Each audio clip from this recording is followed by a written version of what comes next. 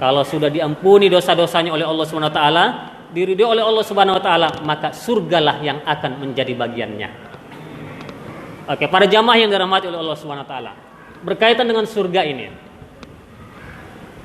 Di dalam surga tersebut ada banyak minuman yang diberikan oleh Allah Subhanahu wa taala kepada penduduk surga. Kalau kita masuk istana, pasti di istana tersebut ada minuman khasnya. Istana Negara Bogor, minuman khasnya seperti ini. Yang di Jakarta juga ada seperti ini. Dan tentunya minumannya beda dengan yang ada di rumah kita. Pasti minumannya istimewa. Karena yang masuk istana itu adalah orang-orang istimewa, bukan orang sembarangan. Kita masuk istana Raja siapa? Raja Salman. Pasti beda minumannya. Pasti minuman yang istimewa, yang berbeda dengan istana-istana yang lainnya. Jadi apapun minuman yang ada di surga adalah minuman yang istimewa. Demikian juga halnya seperti minuman yang ada di istana dunia. Nah, di dalam surga tersebut nanti Allah Subhanahu wa taala akan menyediakan minuman dengan berbagai jenisnya kepada para penduduk surga. Salah satunya sebagaimana yang disebutkan oleh Allah Subhanahu wa taala di dalam surah Al-Insan. Di dalam surah Al-Insan disebutkan bahwa penduduk surga akan diberikan minuman surga berupa kas yang bercampur dengan kafur. Kas itu apa? Kalau kita lihat di Quran terjemahan, itu nantinya maknanya segelas air minuman. Atau mungkin ada terjemahan yang lainnya. Tetapi kalau kita lihat di tafsir-tafsir, kas itu kalau menurut tradisi orang Arab, kas itu tidak disebut dengan kas kecuali di situ ada khomar. Ada apa, Pak? Khomar. Khomar itu apa? Anggur. Intinya minuman yang memabukkan. Waduh, kalau gitu di akhirat di surga itu mabuk dong kita. Hah? Gimana tuh? Mabuk?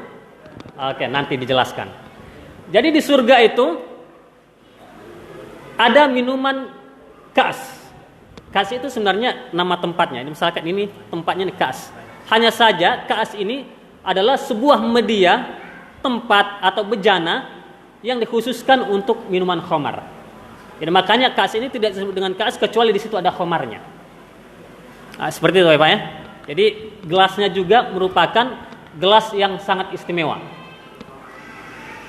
Lalu kas ini dicampur dengan kafur. Kafur, air kafur. Oh, minuman air kafur. Makin aneh lagi ya. Kalau hanya dibaca sekilas, wah itu orang-orang Islam itu surganya gitu ya. Minumannya khamar, mabuk mereka di surga. Ditambah air kafur lagi. Air kafur apalagi kafur apa tuh? Kapur barus jangan-jangan. Atau kapur tulis. Ada yang sehat nggak itu? Nggak ada yang sehat. Nah, makanya disinilah kita perlu melihat tafsir dari para ulama yang merujuk pada Al-Quran dan hadis. Jadi makna dari khamar ini memang khamar. Tetapi menurut Imam Ibnu Abbas radhiyallahu anhu, seorang sahabat Nabi Muhammad sallallahu alaihi wasallam, ahli tafsir yang pernah didoakan oleh Rasul sallallahu alaihi wasallam agar menjadi ahli tafsir, yang ada di surga itu, jika ada kesamaan nama dengan yang ada di dunia itu, hanya pada kesamaan nama semata. Kalau jenis berbeda. Makanya khamar yang di akhirat berbeda dengan yang ada di dunia. Di akhirat juga di surga disebutkan ada nanti minuman jahe. Jangan dibayangkan kayak jahe yang ada di dunia, beda. Maka khamar yang ada di dunia itu kan memabukkan. Unsur-unsurnya mengandung alkohol. Dan ini diharamkan. Maka dia mengatakan kullu muskirin haram. Setiap yang memabukkan itulah haram. Sedikit atau banyak. Qaliluhu wa katsiruhu haram. Sedikit atau banyak sama saja haram. Itu khamar di dunia. Tetapi khamar yang ada di surga itu tidak memabukkan. Karena beda unsur. Dan dia adalah minuman kehormatan bagi para penduduk surga. mereka menikmatinya sangat luar biasa. Kalau yang di dunia kan kita mabuk, bisa kehilangan akal, bisa mengatakan hal-hal yang tidak baik. Akhirnya kita dilecehkan oleh anak-anak, diomongin oleh orang lain, para tetangga dan lain-lain sebagainya. Dengan minum khamar di dunia, maka derajat kita menjadi turun. Tetapi minuman khamar yang ada di akhirat, yang ada di surga, tidak demikian. Nah, berkaitan dengan ini, minuman khamar yang ada di surga, barang siapa yang meminum khamar di dunia, man syaribal khamra fid dunya, kata Nabi, siapa yang meminum khamar di dunia, tsumma lam yatub, kemudian dia tidak bertaubat kepada Allah Subhanahu wa taala, hurrimaha fil akhirah, maka di akhirat itu akan diharamkan baginya. Jadi kalau ada yang pernah mencicipinya, udah stop berbangga-bangga terhadap masa lalu Anda yang minum khamar. Taubat kepada Allah Subhanahu wa taala, biar nanti bisa minum khamar yang ada di surga. Lalu dikatakan oleh Allah Subhanahu wa taala, mizajuha kafur, campurannya adalah air kafur. Kafur ini apa lagi? Kok aneh namanya? Kita lihat di lanjutan ayat berikutnya. Aina yashrabu biha ibadullah yufajjirunaha tafjira. Air kafur itu adalah nama sebuah mata air di surga,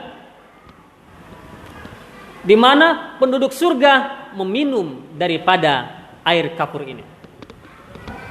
Ibadullah, hamba-hamba Allah, yaitu para penduduk surga.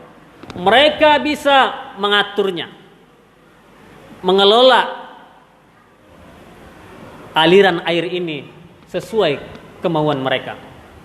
Ini kalau dilihat di tafsir-tafsir, mengalirnya air di surga berbeda dengan mengalirnya air di dunia.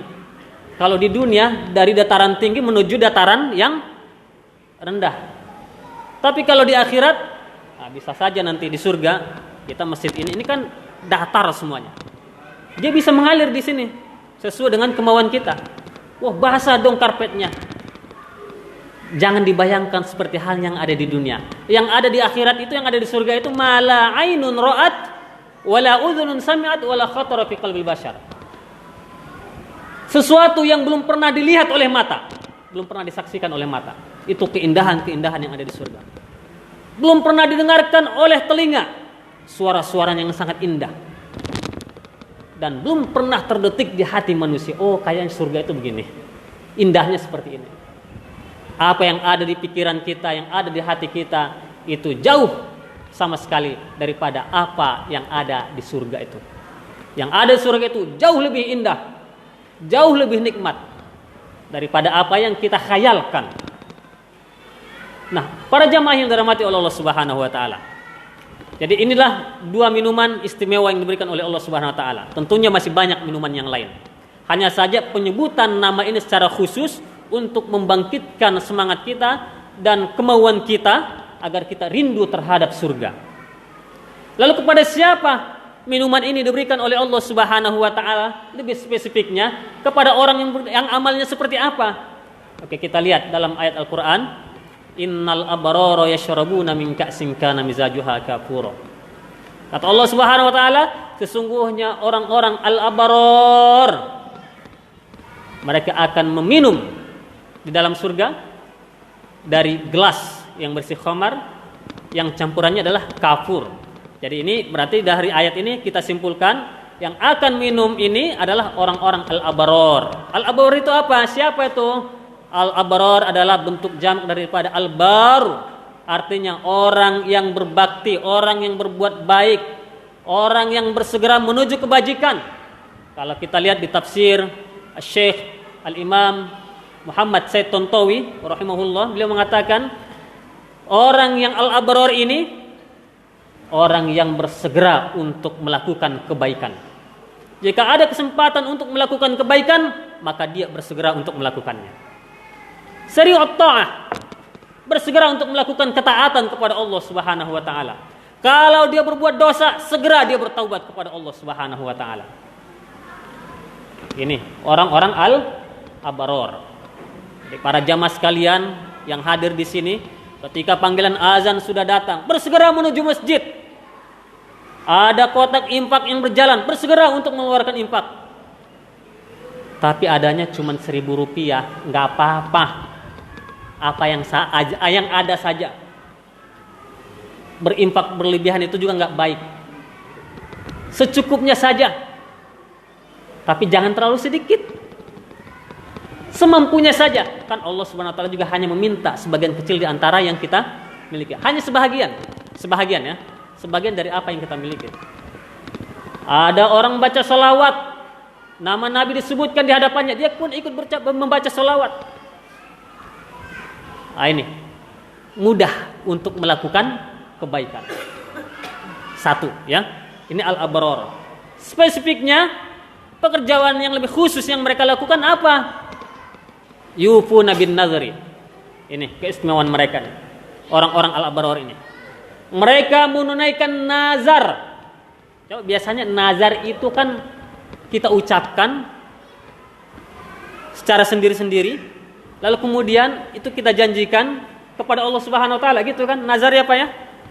Ya Allah, ya Tuhan, kalau saya lulus dalam PNS misalkan anak-anak yang remaja atau yang remaja-remaja, pemuda-pemuda, atau ya Allah, kalau saya nanti bisnis saya tembus, hasilnya omsetnya sampai 1 miliar. Nah, misalkan saya akan begini-begini. Itu nazar. Janji kita. Kalau keinginan kita akan tercapai.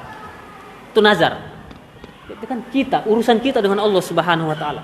Kalau kita melaksanakannya lillahi taala, itu berarti di dalam kita ada iman. Kita melakukannya benar-benar karena Allah Subhanahu wa taala. Nah, orang seperti ini adalah orang al-abrar. Balasan bagi mereka nanti di akhirat akan meminum ini salah satunya. Minuman yang tadi, minuman yang sangat istimewa. Yufuna bin nazri. Mereka menunaikan nazar. Lalu kemudian disebutkan oleh Allah Subhanahu wa taala setelah yufuna bin nazri wa yakhafuna yawman kana syarruhu mustatira. Mereka takut terhadap hari akhirat di mana azabnya menyebar di mana-mana. Ini berarti menunjukkan iman mereka yang sangat kuat kepada Allah Subhanahu wa taala. Para jamaah sekalian, tadi saya tanyakan, takut terhadap azab neraka, takut semuanya. Mudah-mudahan itu semuanya adalah pernyataan yang tulus karena iman kepada Allah Subhanahu wa taala. Amin. Mudah-mudahan Allah dan malaikatnya ini menjadikan ini sebagai kesaksian di sisinya. Amin ya rabbal alamin. Sudah berapa tadi Pak para jamaah? Hah? Udah banyak.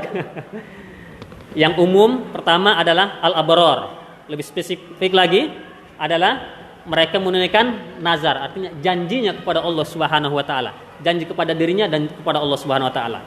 Kemudian mereka takut kepada hari akhirat.